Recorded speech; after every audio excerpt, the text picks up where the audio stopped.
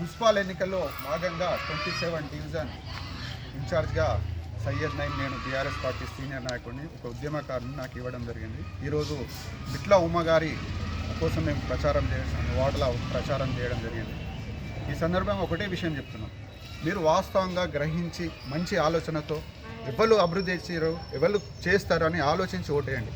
తెలంగాణ తెస్తామని చెప్పినాం, ఈ పార్టీ తెచ్చింది. తెలంగాణ అభివృద్ధి చేస్తామన్నాం, ఈరోజు తెలంగాణకు మన భారతదేశంలో నంబర్ 1 పొజిషన్లో పెట్టినాం. రాబోయే రోజులు కూడా మాకు ఖచ్చితంగా మా ప్రభుత్వం వస్తుంది. మీరు ఆలోచించండి, మీ ఓటు వేస్ట్ చేసుకోకండి. ఎందుకంటే ఈరోజు దొంగలత్తరు మళ్ళీ కనబడరు. ఈ ఎన్నికలలో ముందు నుండి ఎన్నో కుట్రలు చేసారు. వాళ్ళు డీలిమిటేషన్ కూడా కుట్ర చేసారు.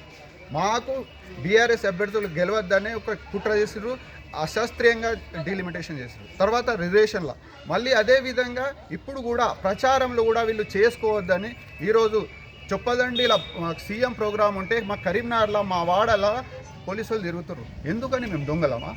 మేము తెలంగాణ తెచ్చిన వాళ్ళం, ఉద్యమకారులం. మీ తాట చెప్పులకు మేము భయపడం. మేము ప్రచారం చేసే హక్కు మాకుంది, కాన్స్టిట్యూషన్ ఇచ్చిన హక్కు ఉంది మాకు.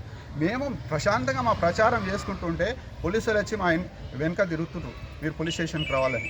మీకు ఎందుకని అడుగుతున్నాం, రేవంత్ రెడ్డి గారు మీకు ఎందుకు అంత భయం? బీఆర్ఎస్ అంటే ఎందుకు అంత భయం?